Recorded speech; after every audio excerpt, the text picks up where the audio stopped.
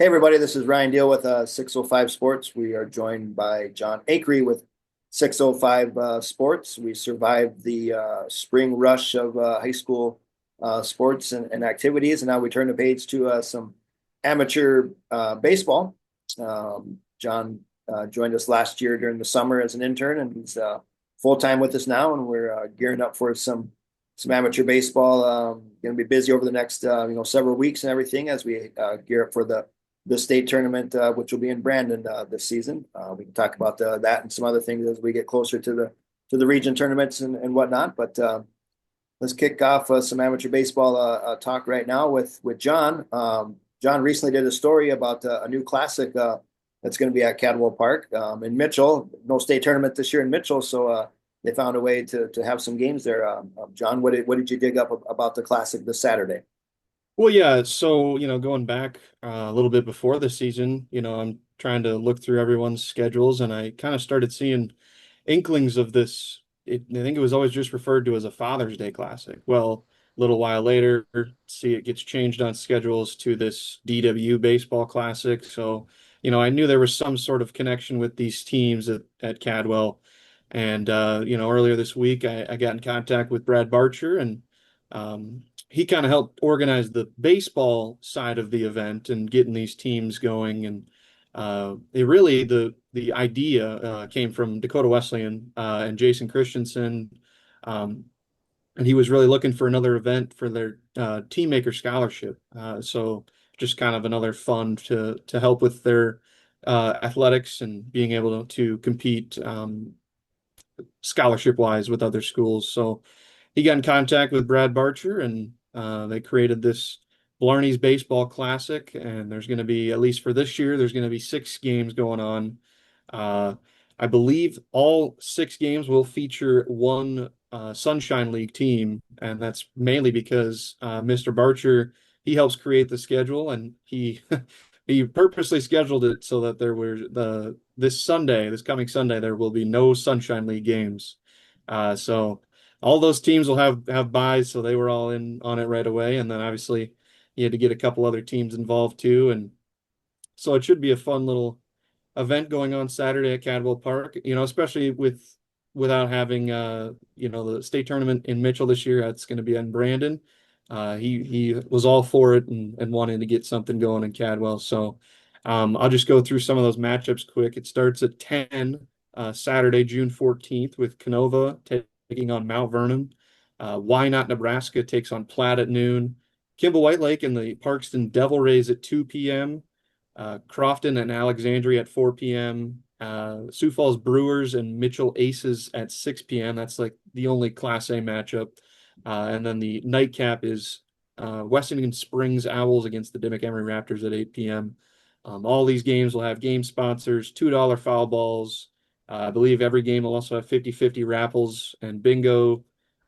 So pretty close to a state tournament event, as we're used to at Cadwell. So should be a fun atmosphere out there on Saturday. And I also know that it's another sort of coinciding with the Harv Johnson tournament and a little 12U tournament that goes on at those sports complexes. So I believe it's just a one-time fee, and you can go back and forth between the tournament and then the Blarney's Classic. So I think that's also a really cool idea to just kind of get people out and watching some baseball this Saturday. But um, Ryan, I know for you, in terms of your upcoming story ideas, I know you had a couple. First, with Brad Barcher, talking with him and their renovations over at the Emery Field.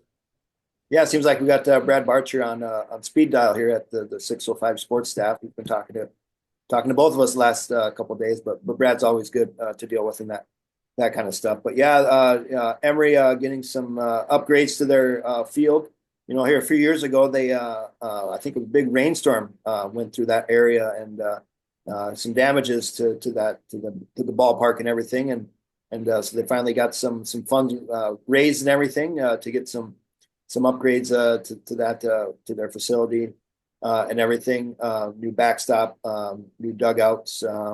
They used to have a chain link fence that was kind of not the most ideal thing to kind of look through when you're watching baseball. And I joked with Brad whenever I had to shoot baseball games at Dimmock or at Emery.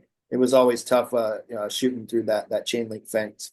So sounds like now they got netting similar to what we see at Cadwell Park, which is very ideal when it comes to watching baseball. And you said hopefully this is just kind of the first couple steps to what they want to do there. Want to get some other upgrades and things going in the future. So you see that at all these small baseball fields around the state, upgrades to their facilities and everything. So very cool to see Emery, keeping up with the times, big amateur baseball community and just a big baseball community in general. So very cool, and we will have a story about that later in the week. I know from my personal experience playing at that Emery field, it definitely needed some renovations. So pretty cool to see that it finally get a little brightened up there. But and then I think you also had another story about a longtime manager in the amateur baseball realm, Jim Wilber, finally stepping down from his managerial position. Yeah, I talked to Jim Wilber yesterday, longtime Dell Rapids Mudcats manager, and even before that, he was a longtime amateur baseball player with a few different teams. Caught wind here a few weeks back, I suppose it was, that he was stepping down as the Mudcats manager. So as we turn the page to amateur baseball, I wanted to write that story. Jim's just a fun guy to talk to. Obviously, his son Matt, head basketball coach at Northern State. Obviously, he was a amateur baseball player as well. So the Wilbur name is well known, in amateur baseball, circles and everything. So talked to Jim last night on the phone, and very fun just chatting with him, 35-minute conversation or so, and just very fun to talk about when he played and then when he transitioned to being a manager. He was also a commissioner at one time. So obviously a longtime figure when it comes to amateur baseball in South Dakota. So certainly Jim was fun to talk with, and people can look forward to that story later in the week. And as we kind of transition to some more amateur baseball stuff, John, what is new team? Sounds like we got a new team down in Beersford, it sounds like, joining the amateur baseball. Yeah, we'll have a couple stories about some new teams here and coming up in the coming weeks. But first, kind of just starting to get going with a new team in Beersford, or I should say, revival of a team in Beersford, the Beersford Blues. Haven't quite gotten contact with anybody about that yet, but we're working on it, and we'll get it done here in the coming days. But I believe first time in 6, 7 years that they've had a amateur baseball team, and so it'll be interesting to see how that kind of came to be. And then we have a fan favorite story coming up early next week. Not really much of a story, but more so just an insight on the amateur baseball stat leaders. Happy to report that 47 of the 52 Class B teams run Game Changer this year. So we should have a pretty accurate list of stat leaders. If you are any of the 5 teams listening to this that don't run it, you know who you are. Let's get on Game Changer, but yeah, it should be interesting formulating those stats and getting them posted onto the site. So Yeah, absolutely. John compiled those last year, and it was a lot of people look forward to them.